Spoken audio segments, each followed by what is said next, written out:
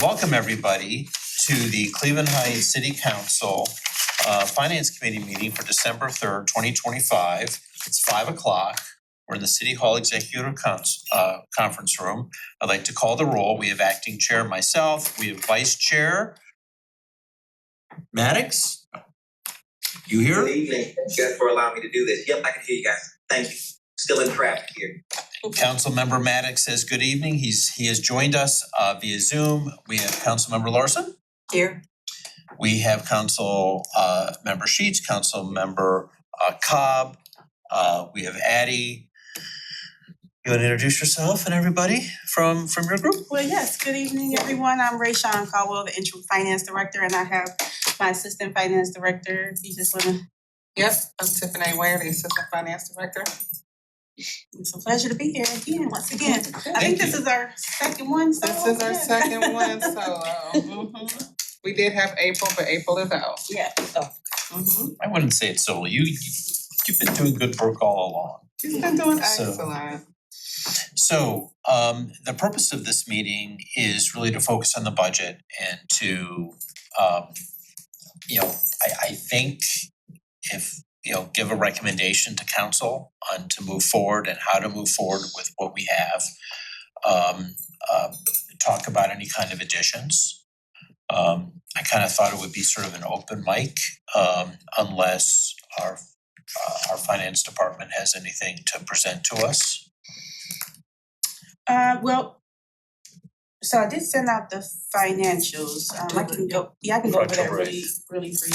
Okay, let's do that.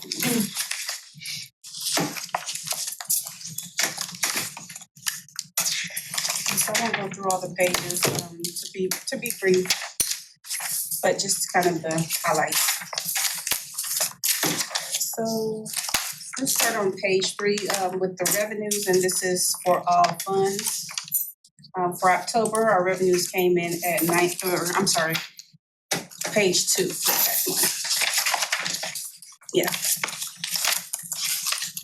So starting with the revenues, they came in at 86. Can you hold that just a second? Yes. Please? I'm trying to get into my email so I can pull up your email. Hold on, please. Bear with me. Thank you.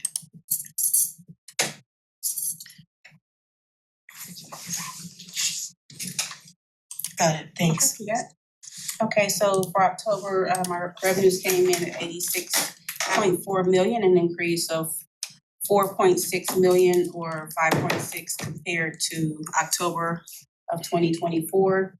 Of that, property taxes increased by $2.8 million. Municipal income taxes increased by 1.5 million. Charges for services, 1 million. And then our grant revenues are up $917,000. Are any of those unexpected increases that kind of surprised you, or? Well, not in terms of trends this year, but I think year over year, I think we have budgeted a little low for the property taxes. Yeah. Because of Because that of the appraisal. revaluation. Right. And then the municipal income taxes, they keep increasing, and it appears that that's due to, as people stay home, we're getting that 1% tax credit that's offered. So we're kind of retaining that money or collecting that 1% for tax revenues. For all funds on the expenditure side, October expenditures, and this is page 3. Expenditures are $96 million, an increase of 23 million or 31.3% compared to this time last year. Unexpected or expected? Yeah, well, I would say expected because the bulk of that is the ARPA spend down. Sure. And so that's, I think we spent about 15 million or so, or encumbered expense. Capital expenses, as I mentioned, about 13 million, or 116%. Personal services increased by $7.2 million, and that's driven by the wage and hospitalization increases. And then other than personal services increased by $2.8 million. For the unencumbered cash, October's year-to-date unencumbered cash for all funds was 90 million, a decrease of 6.6 million year over year. And again, that's mainly due to the spend down in ARPA funds. So you're probably also seeing a decrease in the interest earned. Yes, well, so we're probably gonna see a bigger decrease next year as we come to a close, but yes, we have kind of seen a drop off. Because of ARPA funds decreasing.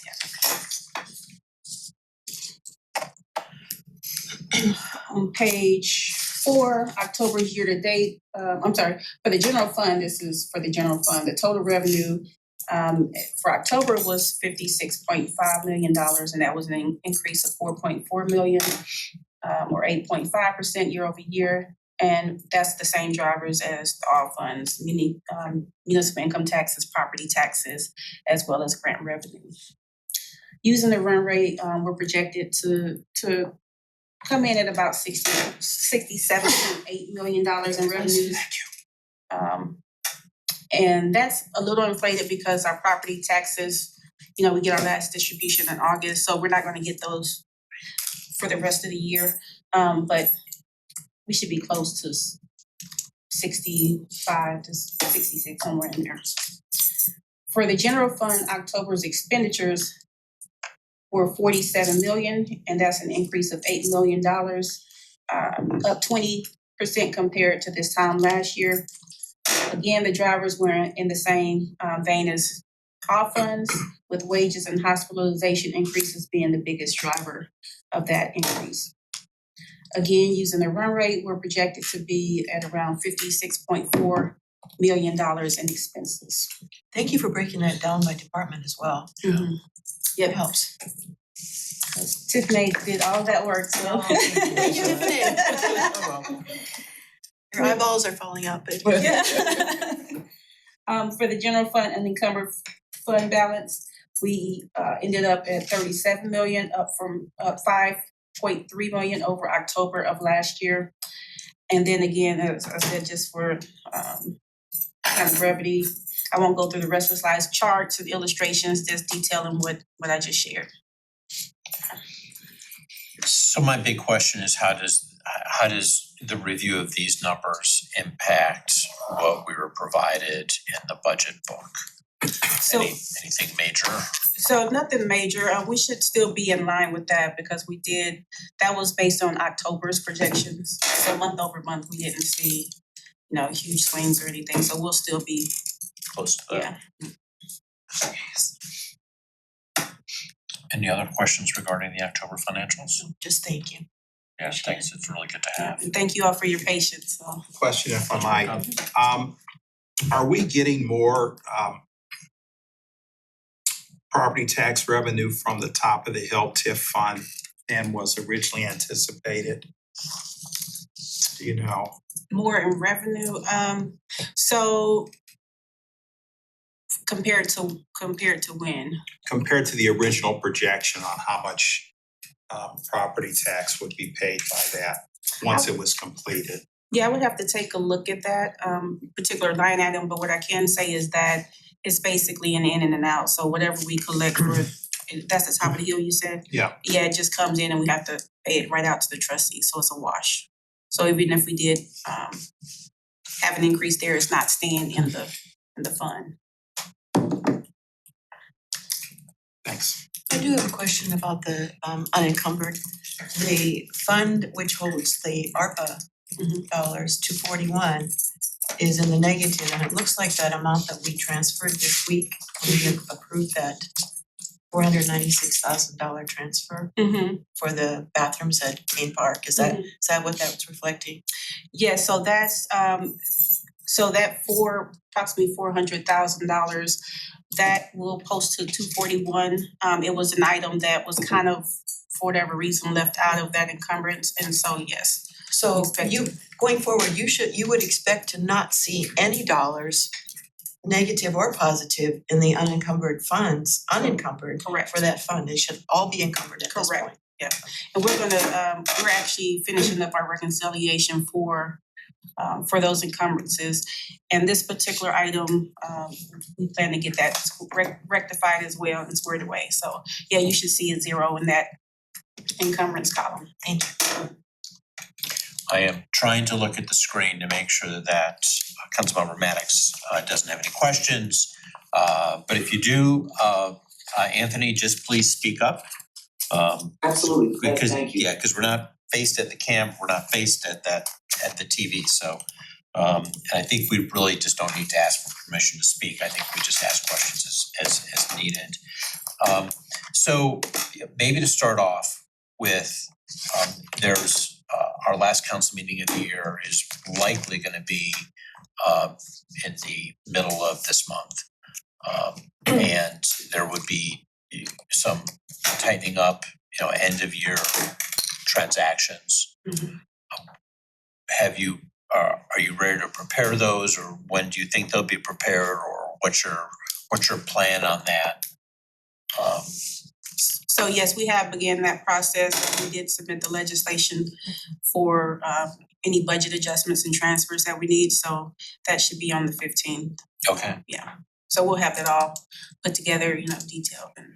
Yeah, but just so that council knows, just to give finance a little extra time, you definitely won't be getting your packet until the 12th, Right. Friday before, Right, just so you know. but we did put in the memo. Yep, to- yes, to yep, correct. Earmark it on the schedule or the agenda. okay, so we'll see what those numbers are. Any surprises in any of those numbers? No, I think we're still looking to, so we have 15 million scheduled to be transferred out for both this year and next year, and that's still gonna be About where the we're- same yeah. amount? But we're gonna, once our numbers are finalized, we'll have a better idea, but we're not expecting any huge swings from that. When do you think we'll be able to have enough information with actual numbers to know how much either above or below budget when it comes to the total of all unencumbered funds? It was around 6, we've been whittling away, that number's Mhm. going down. I mean, when do we think, when will we know how much savings we actually, if there are savings, and I'm assuming that there are gonna be some savings, Mhm. when do we think we'll know what that number would actually be? So that wouldn't probably be until the top of the year, once we close the books for December's. However, we did shut down the POs, so we did do that. And then our expenses are gonna be shut down the 19th, on December 19th. So we should have a pretty good idea, but that would only bring us through November-ish. We still wouldn't have finals until to January. Maybe let's hold that thought for a minute and start talking about budget additions Mhm. for 2026. There's been, I think the largest one that I've heard that has been talked about is increased money for paving. I guess the path I would like to take, if everybody's in agreement with this, is okay the budget book as is, but come up with maybe a definitive number of things that we would like to see improvements in the spending, and get those passed in January. What that would give us the ability to do is, one, understand how much really savings we achieved last year. And it also gives us the opportunity, it also gives staff the opportunity to react to some of the things that we'd like to increase. I have to not throw you a curveball, but this is something that was discussed yesterday in our meeting with the mayor. Okay. And City Administrator Dumas. And I think you're both aware of what her preference is. She would prefer that rather than us waiting with our requests until after year end is all completed, so that she would prefer that we bring a proposal to her and therefore to our people in finance to make sure that the funding is there, first of all, based on what your projections are. And so she is thinking it would be best to, if we know what we want to request, that we put it in our budget request to be finalized on the 15th or the 17th, however that, because the 17th is also another possibility. I'm sorry. She would determine if the funds are available, so she would give that counselor or this committee that response if the funds are there as far as she's concerned. And then if council agrees to approve that particular addition, then it would be included in what we've got here as an adjustment. So that is the request from City Administrator Dumas. And I'm just the messenger, so. Councilor Maddox, go ahead. That's actually what I was gonna ask, something similar. I didn't see the meeting yesterday, but I was curious from a strategic point if the mayor-elect had mentioned that, because I know it's something that both Councilman Posh and the mayor-elect had really championed. And so I was wondering if this was something that was on his radar already to strategically handle. And I didn't know if that came out yesterday, but that was gonna be my comment around those lines, is I didn't know if the administration, the incoming administration, was already putting something in place for that, since it's something that he was adamant about already.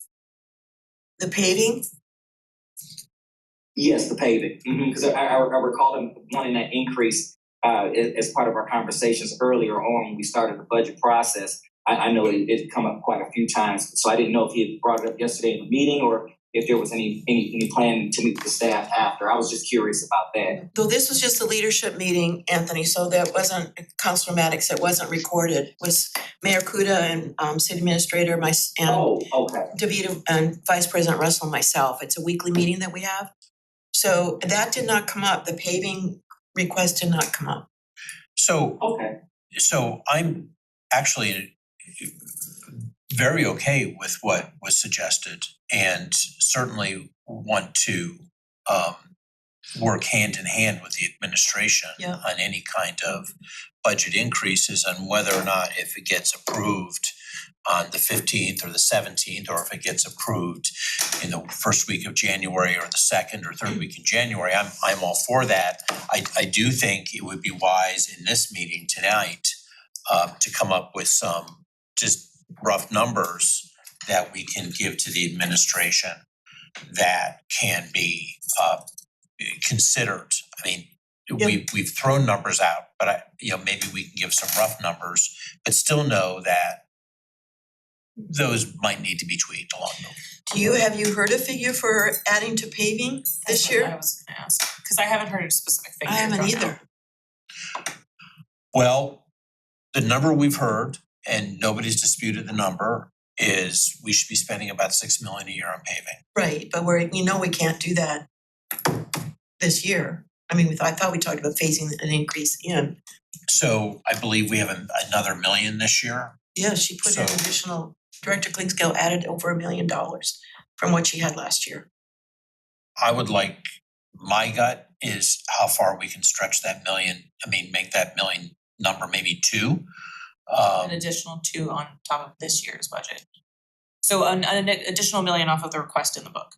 So go from somewhere between, I think it's 3 million, go to some place like 4 to 5 million.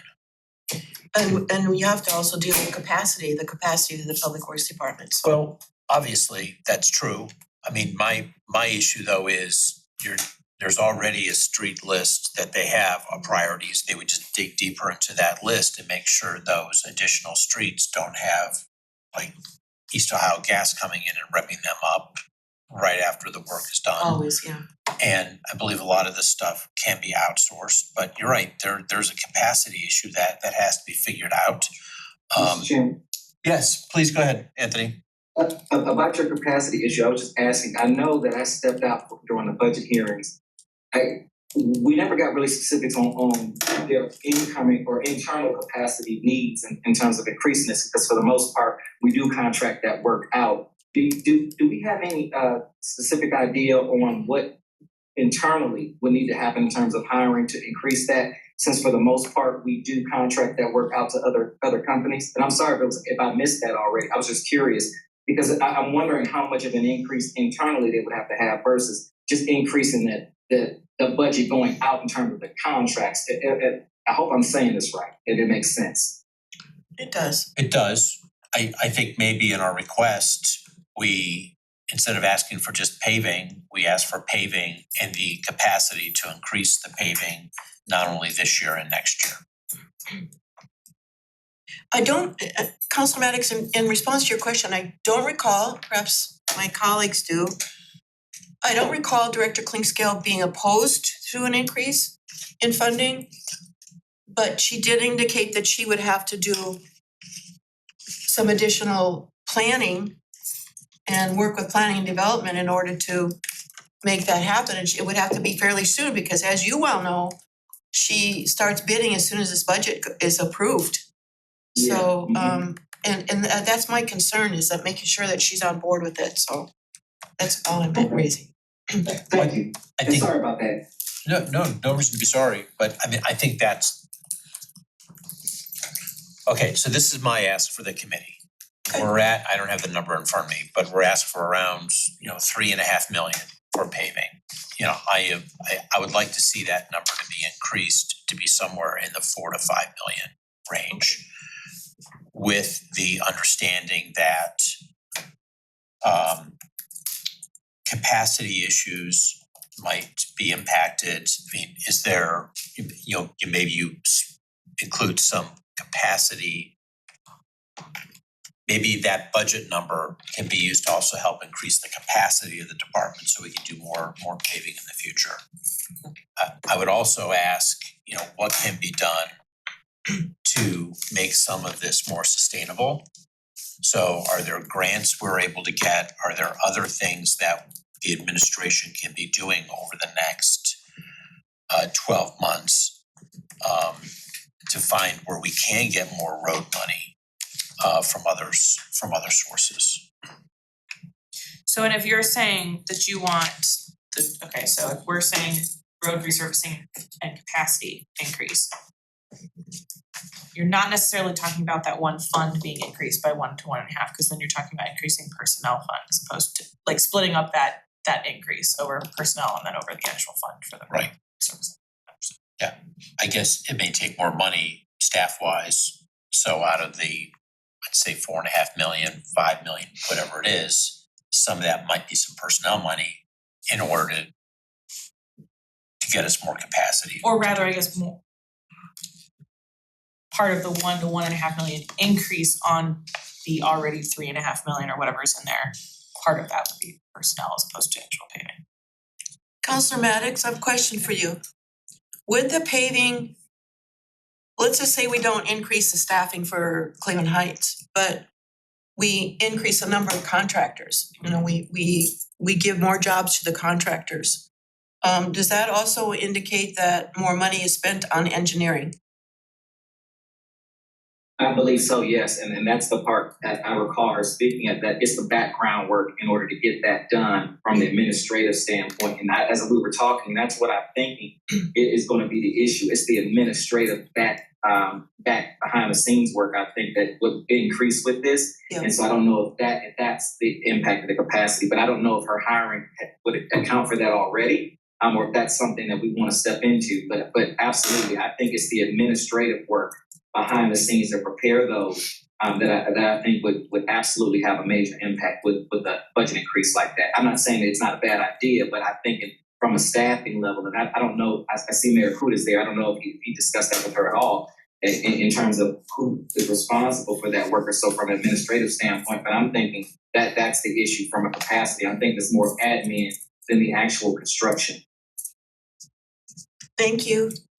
Yeah, good. So I have 2 questions. For clarification, we were talking about completely paving, not cold patching and doing patchwork, correct? This is a number that goes in the budget and it's used for road repair. So it's used for all kinds of road repair. It's just putting more money.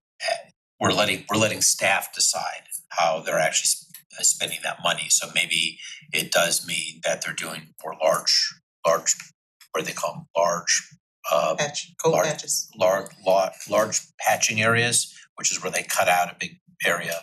I mean, I do believe that they purchased a second pothole filling machine last year. In generally, it would mean more streets we get paved overall. It's giving the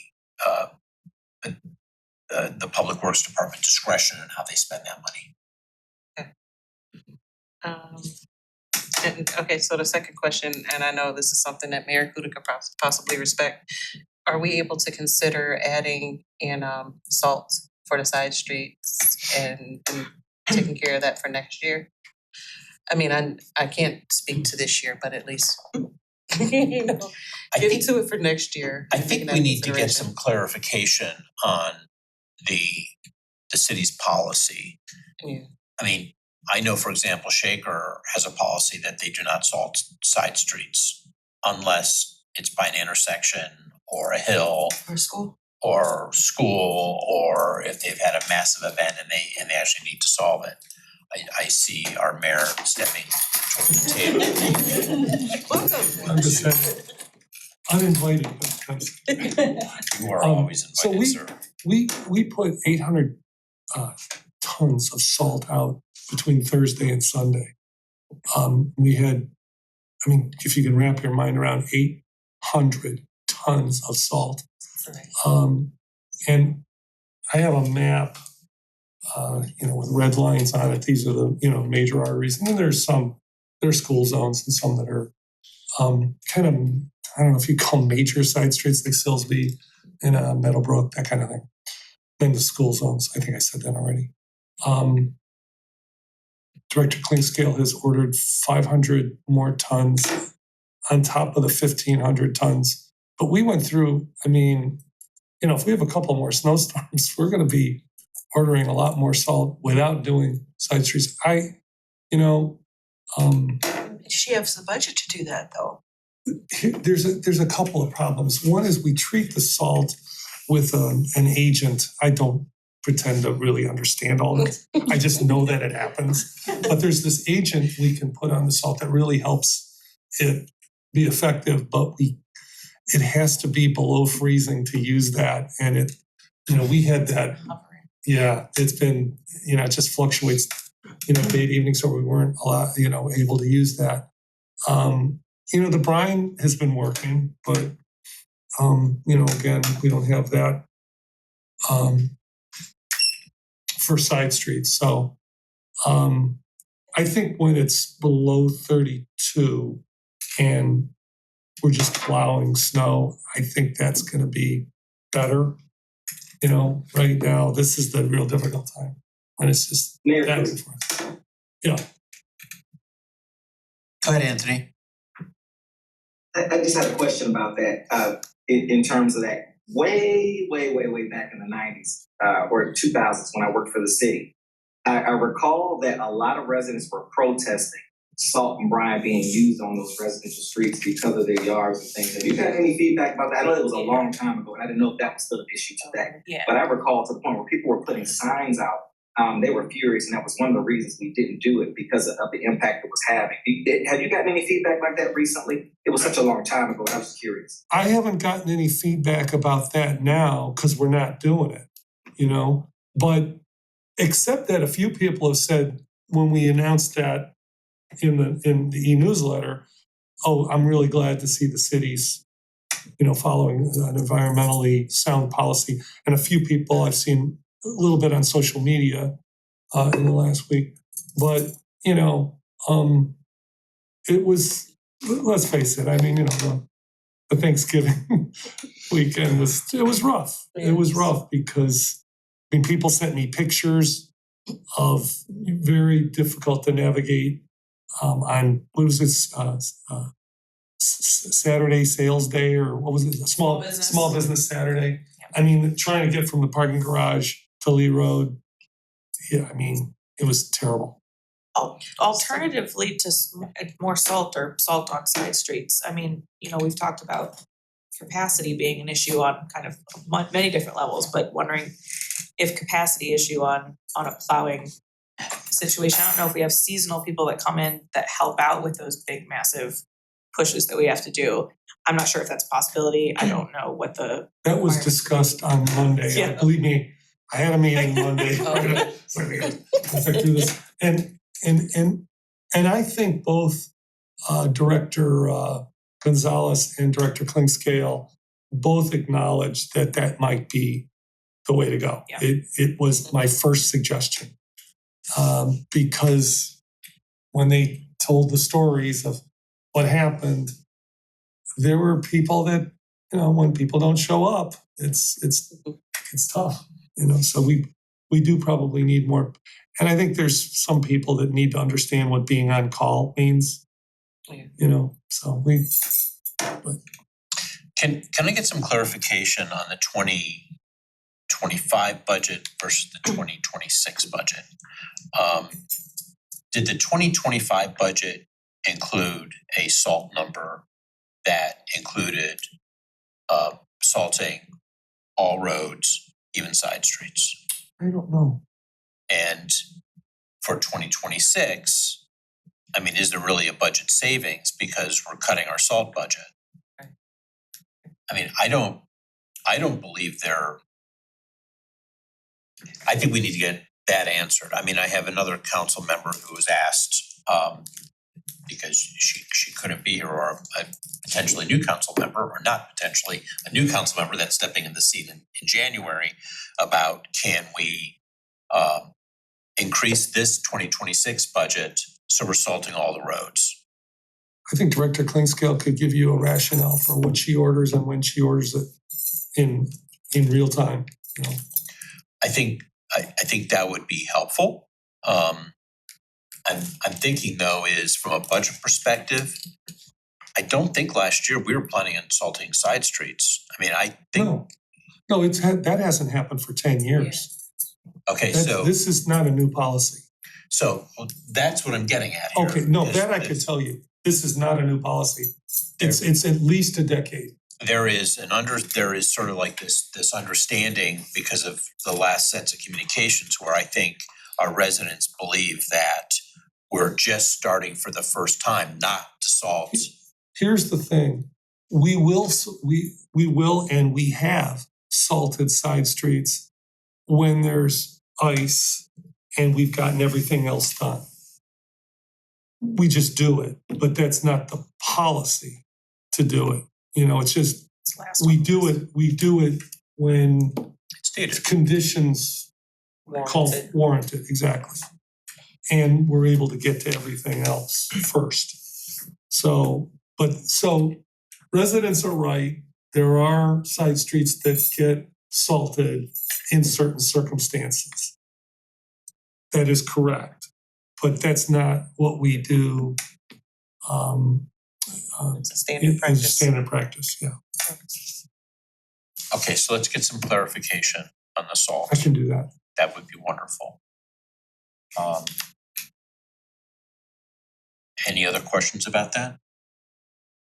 Okay, so we received an email this morning from Councilmember Russell that is asking for 250. 450. 450. I've not looked to see if she's actually responded to my questions about that.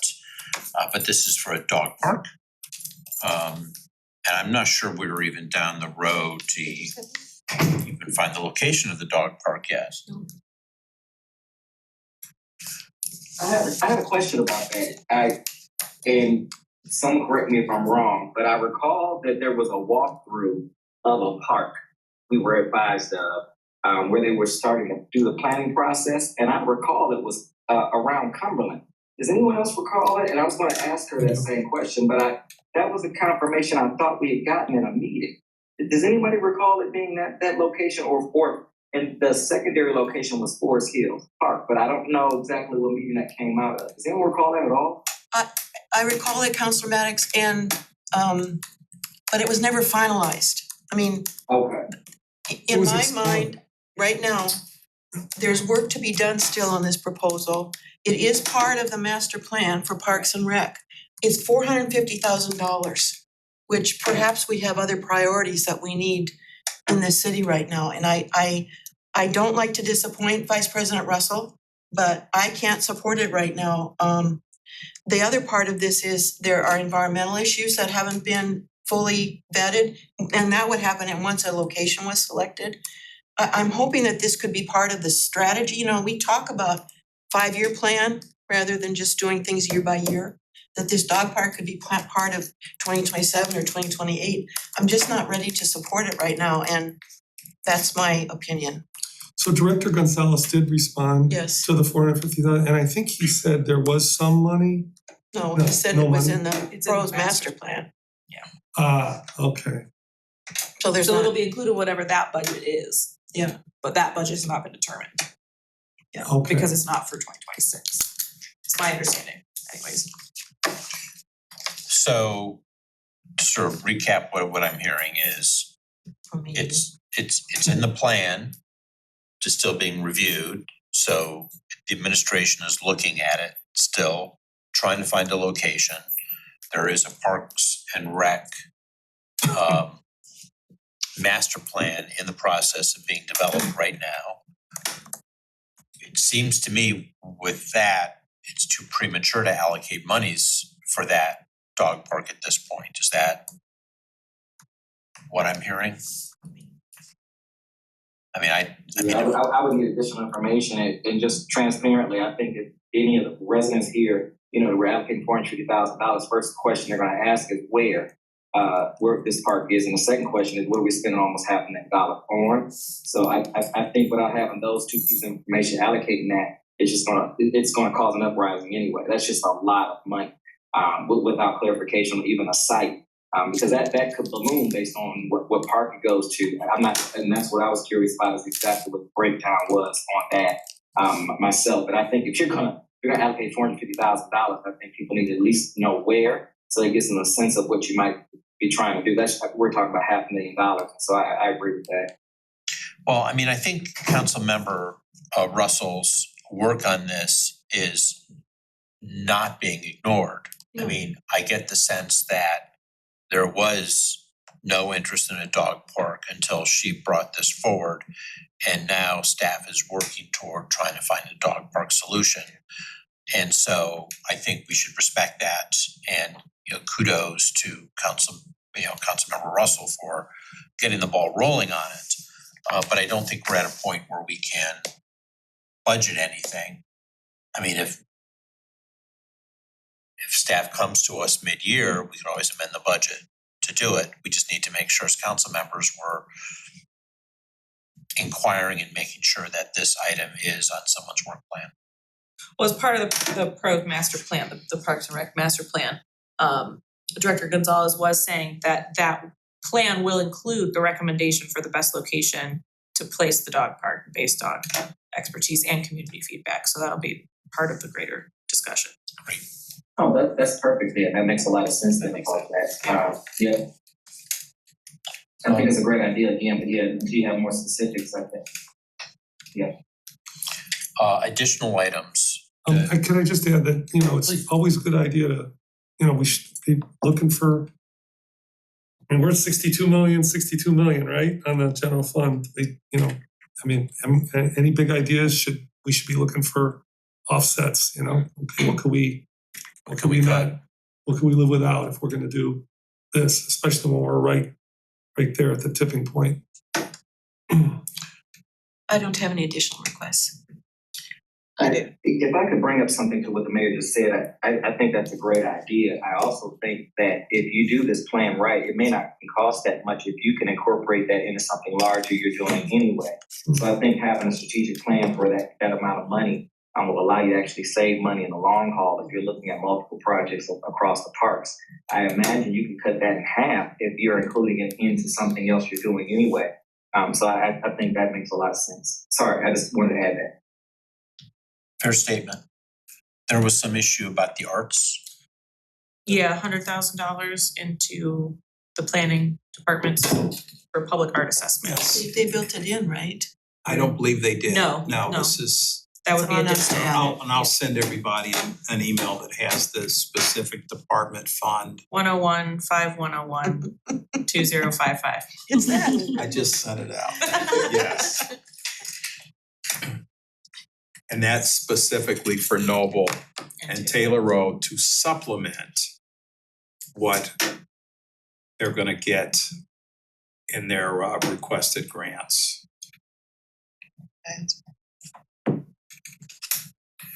I thought Yeah. Land Studio was a $10,000 charge to do a plan. They charge, well, Heights Arts, I'm assuming will work with Land. They worked hand in hand. thought it was more than, I thought it was $42,000 out of the money that we gave to Heights Arts. I could be wrong. 42 for, Went to Land Studios. yeah, but for what? For the work that they did in Coventry and Cedar Lee. And I don't know how far they got in the other districts. I'm not sure they did anything else. Yeah, I guess there's a scope of work that, you know, they could do a little bit. I know that they offered to do something for Noble for $10,000 and it didn't work out, but maybe they're looking at a bigger plan. I don't know. I thought Eric mentioned that they're doing some work for us elsewhere. Yes. They're doing the signage Right. program. Right. And then there's the question of, you know, placemaking versus, you know, murals Right. and all that. I mean, It needs to be, if I could, Mr. Chair, it needs to be a coordinated program, in my opinion. The city is doing something to let these new associations go off on their own and do something without working with the city hand in hand. To me, makes no sense whatsoever. We are providing the public dollars for that. I know there's been pushback by those organizations. It's our dollars. And I think it is a reasonable request to impose upon them. I agree. So what's the number that's gonna go? That was 100,000. Is that 100,000? And then you have the sheets. Yes. So I wanted to request for the Youth Advisory Council, one, I wanted to know if we could possibly revamp it and kind of modernize it into a junior council and allocate 300,000 to that group. 100,000 would go to elementary, 100 to middle school, 100 to the high school, and that would fund them for the complete year. And that would continue, it would be ongoing activities throughout the year with that 300,000. And this would definitely keep the youth in the city busy every month, year round. Didn't you say there was already 100,000 in the budget? Yes, so it was under 808, fund item, I think 808. But that was clarified to be part of the community center budget. Oh, okay, So Alright. that's, okay. So this will be additional then? yes. And this So- would just be did you want it to, would it be a separate account? Under Correct. Parks and Rec fund? Okay. Correct. Yeah, that's what we were discussing, either you had mentioned either a line item or I would have to look into the parameters for that particular fund, maybe creating a line item up under the 808 specifically for that and For you know, be able to roll over from year to year, but I can look more into that. I just don't know what's in place now. Do you? I mean, I just just, for the youth advisory council, I no, think that was, just for the schools in general, like what do they have, you know, for after-school activities, intramural sports, YOU, you know, what, I mean, I don't know, I'm not familiar with that, but I think it'd be good to have a conversation with the superintendent and just, or maybe you've done that already. I do plan to incorporate the school board, the Heights Consortium, and as well as Parks and Recreation. However, I aspire to have the youth basically create their own junior version of their own council board to learn to advocate and say what their Oh, I needs see. are. Yeah. And what they would like to see happen in the community, one, to engage them constructively, but also to, you know, teach them how to have a voice and how to use that voice. So you would take that youth advisory board that was established by Vice President Russell, actually it was her legislation, Mhm. and make sure that it is going to move us into that kind of a Absolutely, group and get that group convened, staffed and convened. absolutely. I like that. Would you need the full 300,000 in the first year? I would like to be able to use it. I mean, right now it's, like I said, it's basically, you know, each group using 25,000 per quarter. And that is pretty much how I have it broken down, you know, but if they don't need it, then it rolls over and it carries on into next year and we don't need as much next year. I'd like to hear some more details about the program and more about what the school district is doing and how we can partner with them on those costs. That may be more than we're spending on our current youth programs now. I don't know. Have you talked to Director Gonzalez about this? We had a brief conversation, nothing lengthy.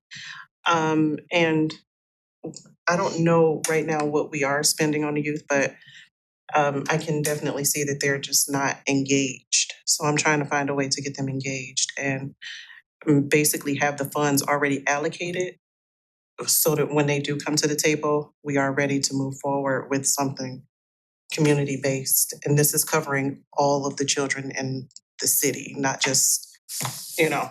Right, so what kind of programs do you envision the money would be spent on to do what exactly? One, they're gonna come up with their own, but, you know, I envision Toastmasters groups, robotics programs, you know, something that's STEM-based that will branch off into the school district. Again, teaching them junior leadership, things that would strengthen a college resume ultimately. And open. I had a quick question. For the budget for your request, does it include the private schools as well? It includes Cleveland Heights residents, the students that are in the residence. So it is, Oh, okay, so, okay.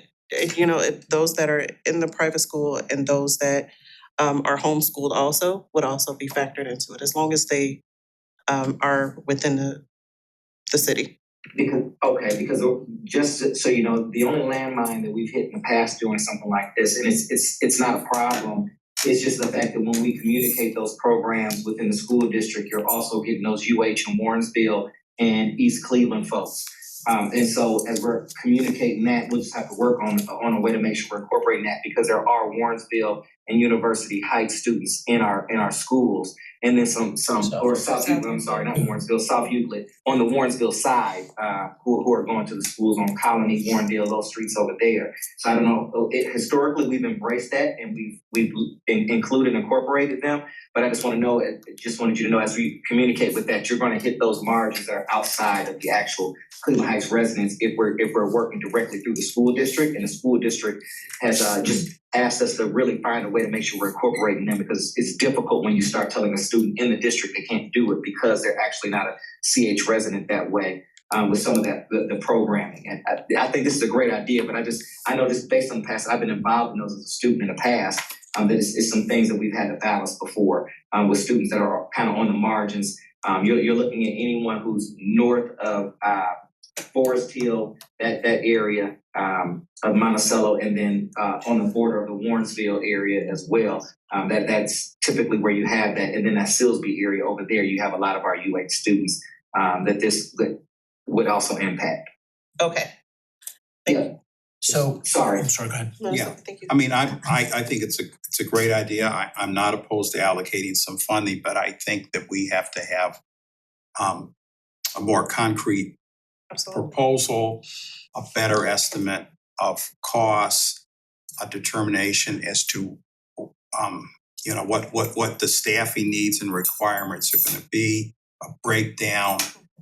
You know, we typically don't just allocate money and then say we're going to develop a program to spend the money. It's usually, here's the program, here are the anticipated costs. So this is what I would suggest. I mean, first of all, I love the idea. I think we should try to support it any way we can. I mean, I do think it's kind of in its infancy right now. Mhm. I would suggest that, I mean, I'm curious on who would actually do the work and run it. And would there be a cost associated with that? So, well, it's kind of not in the infancy stage because it's already the Youth Advisory Council that was already established. So this is basically putting breath back into that. So it's already been in place and going. So I'm just stepping back in to say, hey, listen, we need to, get the kids here and get this moving.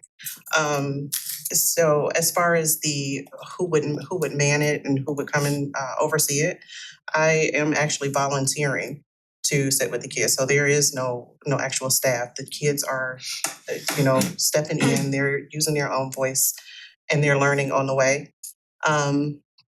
Whatever initiatives they bring to the table, be it, like I said, a robotics program, for instance, that class or that course for the students that actually sign up for it will be covered out of that fund. So that's how that portion would go. So it would be contracted work. Who's the Youth Advisory Council? I'm not familiar with this. Who are the members of the? There are no members. We never staffed it. Exactly. Okay, So we have to put it, that's what I'm saying. So I have to put this back together, but I Oh, need to. I'm sorry. I thought you said there was a Youth Advisory Council. I Okay. didn't know you were talking about. I think there was one originally a while back, and then Vice President Russell did that legislation last year to form the Youth Advisory Rec. I think she added recreation into Parks and it. Rec Youth Advisory. Yeah, Did anybody apply for that or? no, Okay, but it's gonna take some recruiting. yeah. The other thing the component that we've talked about and is getting these kids to it. If you want to Absolutely. citywide, there's gotta be some kind of transportation plan. So that's my input. And I do think it's a great idea. So if you can get details for us by the 15th. I can do that. Well, okay, but it's not an end date either, okay? Right. I mean, we can amend this budget anyway, that it needs to be amended. I mean, I think you should move forward with it and, I have a lot of connections with the school district just because of my former work there. I mean, I can get you into the people that you may need to talk to if you need partners or someone to hold hands with to get some of this work done. I would love to see it and I'd love to be able to fund it. I think it's a little bit too premature right now. And I think we need to loop. I think it makes sense when we're talking about this list. We include it on this list as a future item that we want to fund. Because I think I think staff at the city level needs to see this. Okay. And we'll put a placeholder of 300,000 in there for now. Okay. Okay. And because I think that gets the ball, I think it gives you some momentum. And I think there's still a fair number, I think, of answer questions that we need to tease out, so. For sure. Sorry, did you also wanna bring up the lease one that you had talked about? Yes, but I think that have to go through legislation, but and that was something that we had talked Oh, about, the training. I would talk to the police department. Yeah. And, we can do that as, public service committee and we could draft legislation to work on that. Separately. Right, Yeah, because yeah, I don't think we separately. had the budget. And, Yep. I mean, and, the number. right. Understood. I had a note from another, Jessica Cohen, asking the street department to look at trackless leaf blowers. So when they're removing leaves, there's leaf blowers that don't leave tracks. And it's different than a vacuum truck, I'm told. So What do you mean by What are tracks? tracks? trackless. No, but what are the tracks they're leaving?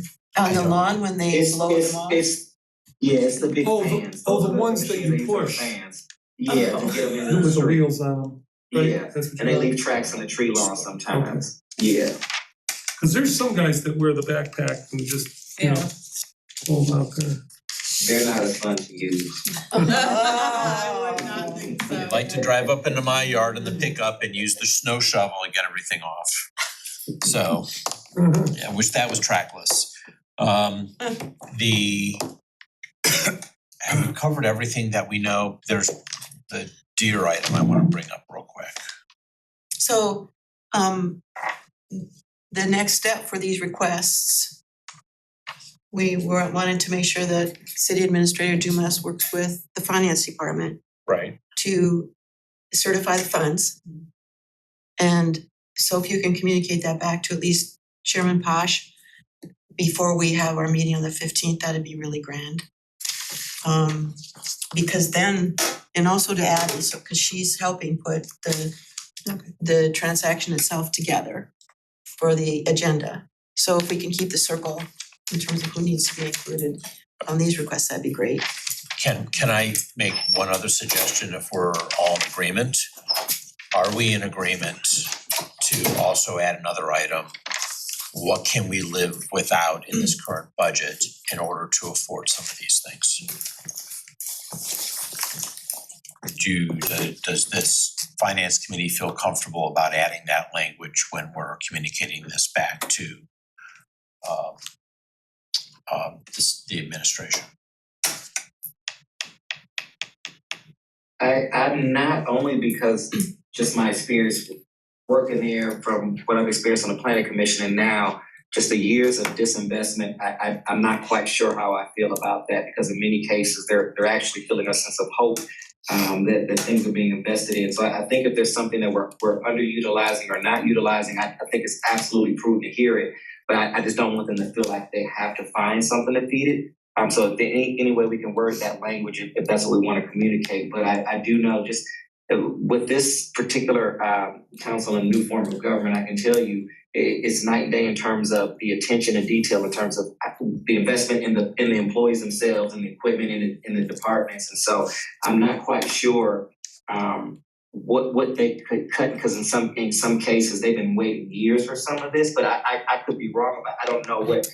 I guess as long as it's worded so that they don't feel any pressure, but we're okay with them taking a look at that, I'm okay with that, I guess is what I'm trying to say. I just know that this council has done a lot of work in terms of making sure that we've shored them up after years of disinvestment. And so I don't know. I just want to make sure the language is okay. Okay, good point.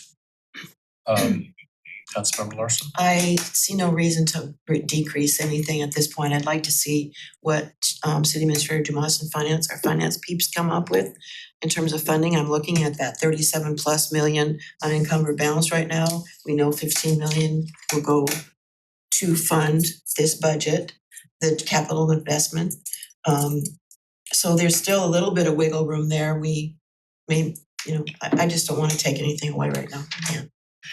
I would like to go a little bit more down the road of what Councilmember Maddox said. Yeah. Don't tell them they have to make the cuts. Yeah.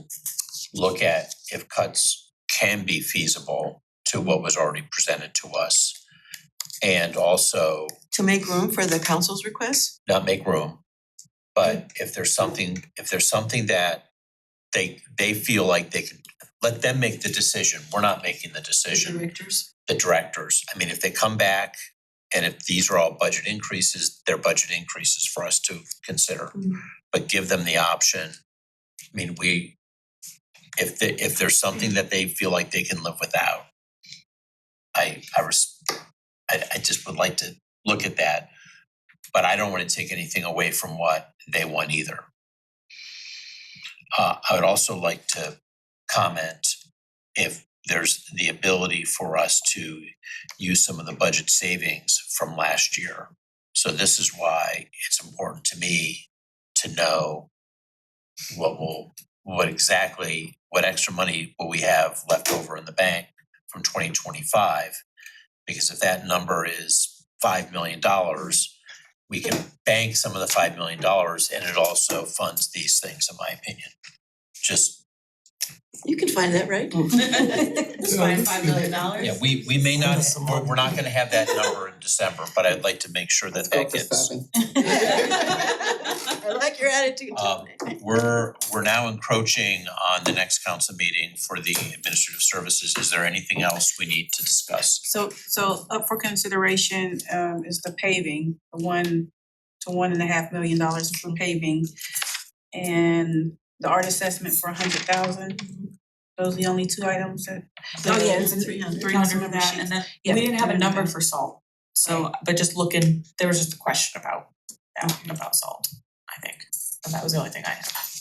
And when you say 1.5 million, so it's 1.5 million, so it's right now 3.5? These are my questions. So I'm above. about to send you. Yeah. 1 to 1.5 million above. If they can get us somewhere in the 4 to 5 million range, that would be great. If we adjourn this meeting, is this okay? Yeah, thank you so much. Okay, so this meeting is now adjourned.